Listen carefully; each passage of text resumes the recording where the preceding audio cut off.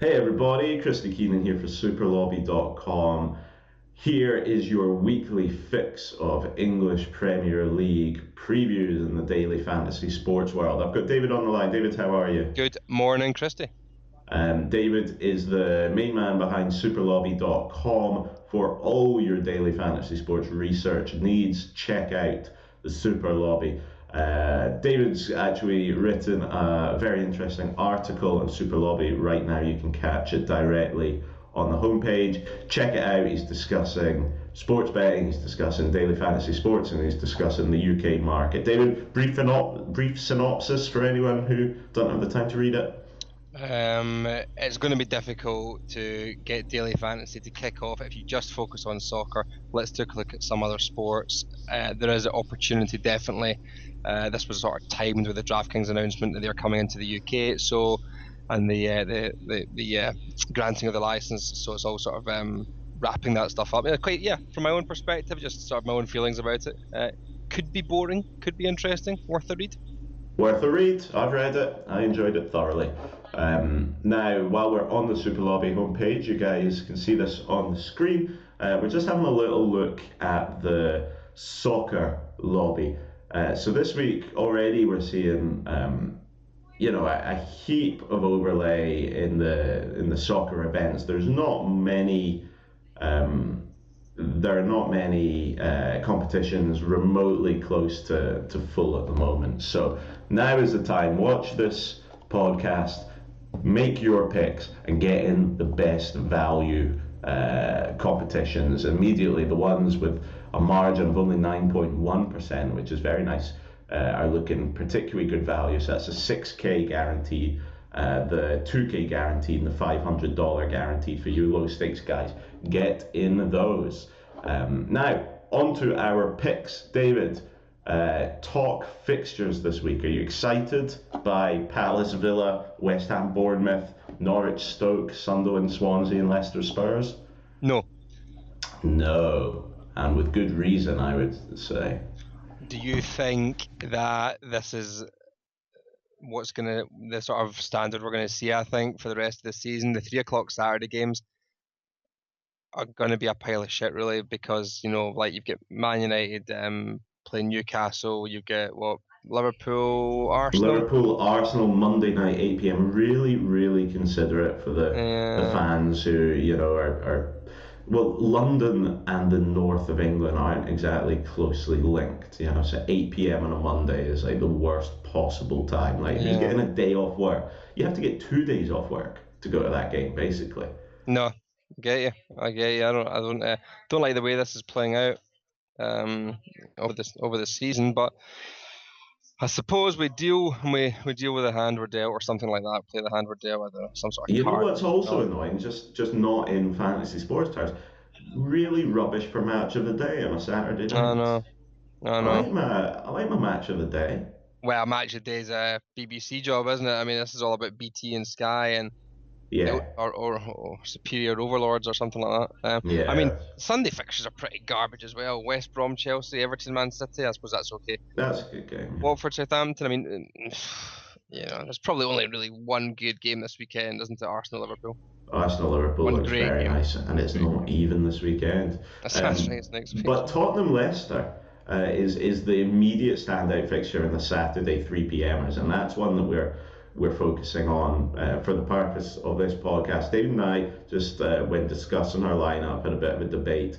I've decided to forego picking Mahrez, who has been probably the standout performer in the Premier League this season. So you'd rather go with the guy with the sort of, I don't know, like 6.9 FPPG or Six something like point six, yeah, 6.6 Gilpin, yeah, away from home versus the guy with the 29. 29.1, yeah. Yeah, And at the thing home. is, That makes like, sense. the thing is, right? Well, a couple of things. Obviously, we're only 2 games into the season, so these FPPGs are completely unreliable. Sigurdsson and Mahrez are basically the same price, and there's only $100 between them. But I picked Mahrez in both my fixtures this season. I love him. I think he's a tremendous player. But this week I only had room for one of them, and I've gone with Gylfi. And one very obvious reason behind that, and that's Swansea are playing Sunderland. That's a Sigurdsson type game. Sunderland are really, really soft in the centre. Sigurdsson takes all the set pieces. He's got a real howitzer of a shot from distance. It's the sort of game that you could definitely see him dominating. He's sort of the playmaker for Swansea, and it's a real Swansea type game. I certainly expect Swansea to win by 2 goals at least. Yeah, I think if Sunderland lose that, the man named after the eggy alcoholic drink is going to leave. Yes, I agree with you. I think that Dick Advocat is we discussed this in the first podcast of the season. Should have left. He's on a total hiding to nothing. He goes down as a legend if he leaves at the end of the season as promised. Instead, he stays. His ego's so big that he stays another season in a team that they need complete root and branch reform. They need a total overhaul. Not got the funds or supportive board to do that. How much do you really want to live in Sunderland, basically? Because that's the only draw. It's hard, isn't it? It's a hard sell. Yeah. I think it's a mistake from Advocat, but we'll see. He's consistently proven he's a decent manager, not necessarily a great one, but certainly capable of doing the job. I just don't really think that that the job's doable. Yeah, it's not great. I'm looking in the betting markets here, and I'm looking at the sort of predicted goal lines. Sunderland, Swansea goal lines like 2.25 goal predicted, which is the lowest amount of goals predicted in any game. Pretty much even lower than Villa and Villa. Yeah, about the same. About the same. Yeah. Actually, Villa Palace even slightly worse, but that's a pretty low. When you think that they're predicting 3 goals in the Man U Newcastle game, and Man U look like they can hardly score a goal. It shows how potentially bad those other 2 fixtures might be from a viewing perspective. Leicester Spurs is the sort of probably no surprise. 3 goal predicted in that game. Sure. And we've got Norwich Stoke. Looking at sort of 2.25, 2.5. So I quite fancy Stoke to do a good solid job at Norwich this weekend. I know Carrow Road's going to be absolutely jumping. Yeah, it'll be bouncing. But Stoke are no soft touch. Actually, in a preview article that I wrote this week for a different site, I picked Ibrahim Afellay from Stoke to really put in a big performance. Big name signing from Barcelona, obviously. Started last week, and I think that this is exactly the type of game against Norwich where you could see his class difference. Yeah. I know. Just sit down, little boy. I'm just gonna show you what's happening. I used to play at Barcelona. Talking to guys that used to play at Barcelona. Troll of the season from Chelsea this week with Pedro. Brilliant. Funny. I love Man U just did the classic sort of didn't want him anyway. Like when the girl knocks you back at the bar when you ask if you can buy her a drink. Well you're ugly. Doesn't fancy anyway. Always a classic from I can't remember which 2 players it was, but it was like there was a quote and it was something like, I'm going to say it was Pedro and Di Maria. It was something like, Pedro asked Di Maria, what's it like at Man United? He goes, it's just like being in prison. Nice. Something like that. I don't know. It was like someone who knows Man United back basically said, don't go there. It's like I think I've got both those players wrong actually, but Man United have had so many knockbacks recently that it could almost be anyone. Knocking it back, and I think it's Van Gaal. I think everyone thinks he's a dick. Well, Victor Valdez and David De Gea, who are apparently 2 of Pedro's close friends, both of whom have got a serious axe to grind with Man U and Van Gaal right now. So I really think that was probably the deciding factor, whereas he picks up the phone to his other mate, Cesc Fabregas. Fabregas has come to Chelsea, harmonious. Yeah, absolutely. Man United aren't that great a draw. They're kind of borderline Champions League team these days. They've got a guy that's like just not a great guy. That's the manager. Why do you need to go there? You don't need to go there. There's like a dozen clubs in Europe in really great cities. You can go to Paris, you can go to London, you can go to all these great places. You can get all the same money. You can play in the Champions League. You can play in better teams. I think But it's Manchester United. Well, no, you it know, was it's Manchester still, United. the stature still has cachet. It It's does. still Manchester United. You say to your wife, you know, someone's trying to sign me. Yeah. Who is it? Manchester United. Everyone in the world gets excited at that prospect. Desperately asks if they play in London. If they play in London, yeah. And you tell it's her, a bit of a trade down, isn't it? Barcelona to Manchester. That's the thing, you know, and I think how big an impact is that? Massive. Has to be. We'll see. But let's talk our fixtures. So I've gone for Sigurdsson, as we know. I've also gone for Swansea teammate Fabianski in goals, for the obvious reasons that they're playing a very toothless Sunderland team. Agree with that?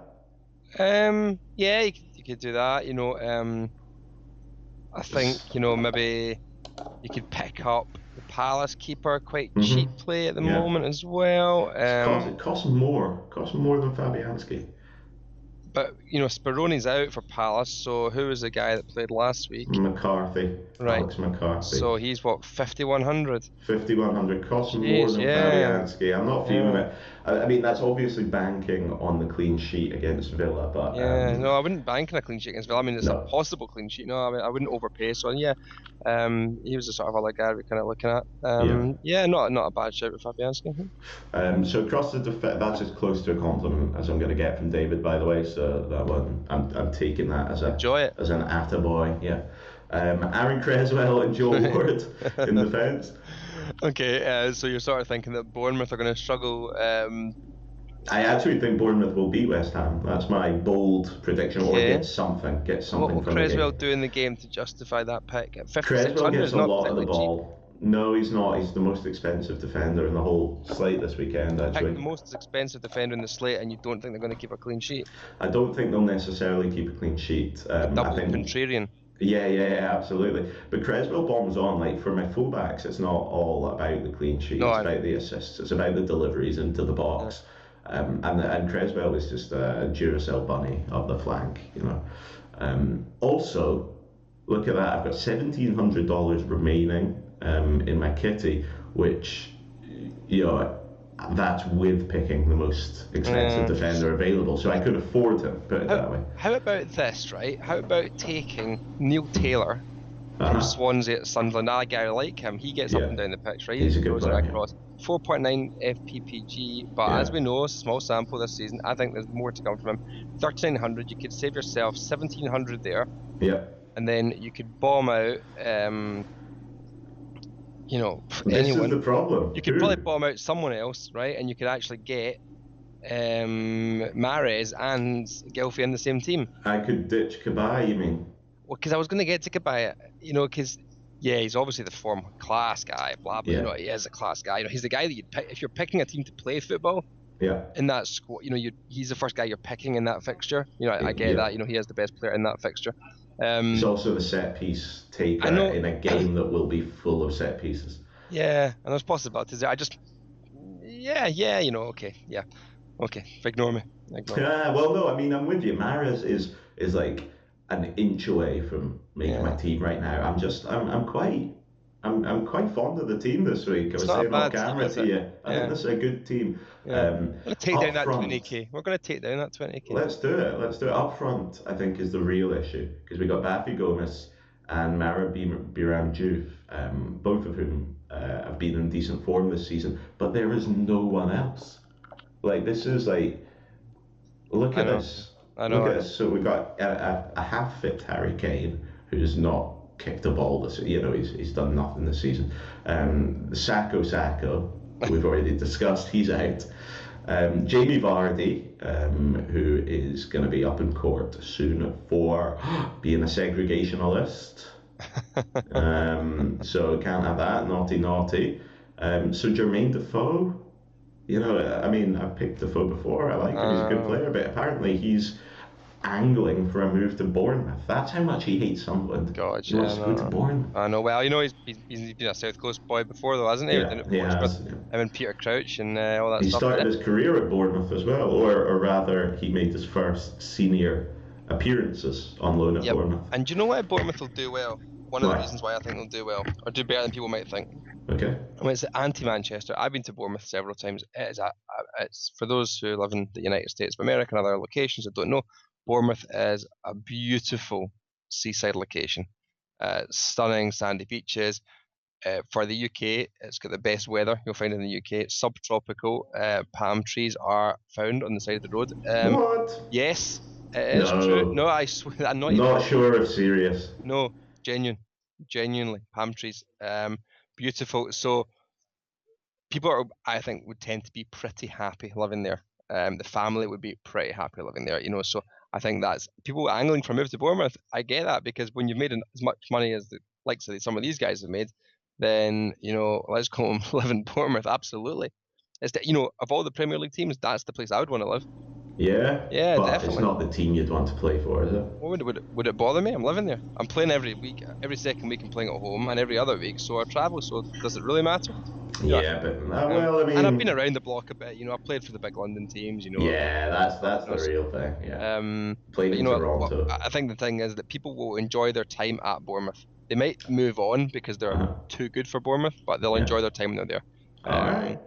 So yeah, I'll give it that. I was looking at some of the other strikers on the sort of roster list this week. Gary Hooper, there was something in the papers today about him. They're trying to swap him out in some sort of loan deal. I don't know, maybe back to Celtic up in Scotland or something. Yeah, that was a Daily Mirror reporting that. Yeah, but I don't know, maybe are these things real or are they not real? They're struggling. I mean, Kyle Lafferty? No. Really? Honestly, I think the two guys I picked are so clearly the two to pick this week. Class acts, yeah. GOMIS and DIOUF. Harry Kane's obviously questionable. Yeah, if Kane's fit, I can definitely see the appeal of having him in. But you can't afford him anyway. No, it's so expensive. True. I mean, he's so expensive, and what does the rest of your team start to look like if you stick him in? He's exactly $3,000 more expensive than PAYET is in at $7,500 that you've got in your flex position, and just stealing your thunder there. Yeah, that's the problem with a pretty poor card. But the thing is, this is really good for your DFS soccer pros, right? This is really good for your guys. Some of the guys that we know that study and do well in the game and everything else. This is great, but what this doesn't attract the other people. This doesn't attract the masses. This isn't, and that's the problem for soccer DFS, and it's going to be the problem going forward the whole season with it. Interesting to see how it's handled. Do you think we'll see one game events a la Pick Live? Just in case our viewers are unaware, Pick Live is a site that's always sort of threatened to do well, and I don't think it's ever quite taken over here. Apparently it's quite popular in India, of all places, because it's got a cricket product. But Pick Live, in short, does one game DFS events. This wasn't even a setup, because I spoke to the CEO David earlier on this week. Really? yeah, randomly. Yeah, obviously that wouldn't work into the sort of UEGA carve out in the States. But yeah, I do think Pick Live definitely has a position. They've kind of got a nice position for soccer. They actually do have a NFL product. He was telling me that operates under sort of sub-license in the States. They've got big money. I mean, there's big money and there's big money, obviously, but they've got 8 figures of funding behind them. Over 10 million. Yeah, it's substantial. That's significant cash. David was certainly a nice guy. I enjoyed speaking to him, and we'll maybe get him on the podcast at some point and have a chat with him and ask him to talk us through, why we should maybe be looking at the likes of Pick Live and other sites as well. We're going to spin back. We still love our guys at Mondigo. And I was in touch this week with some guys based in Scandinavia that cover a whole load of European leagues, including the Scottish Premier League. What? Yes, I'll talk about that off air, but it was pretty exciting. Good. So there's lots of stuff happening. And I've got a call in a few minutes with people in Australia. So there's a big wide world out there. Love it. All right, David, let's wrap things up, because we bore people when we go over 20 minutes. We do it. So happy, give me a mark out of 10 for my team this week. Strong 8. Yeah, strong eight. Strong I'll eight, take yeah. it. I'll Yep. take it. All right, everybody. As always, we wish you the best of luck with your picks this week. Check out superlobby.com. Hit us up on Twitter at superlobby. You can probably tell by the really high quality production value behind this that we're doing this short of budget. We need you guys to spread the word a little bit. Do us some some retweeting and some Facebook sharing things, just to get the word of this podcast out there, because frankly, with a face as good looking as this, I don't deserve to be kept in behind a bushel. You do not. Release the beast. Unleash. Right. David, thank you so much for your time. Pleasure. And we'll catch up with you next week, everyone. Good luck.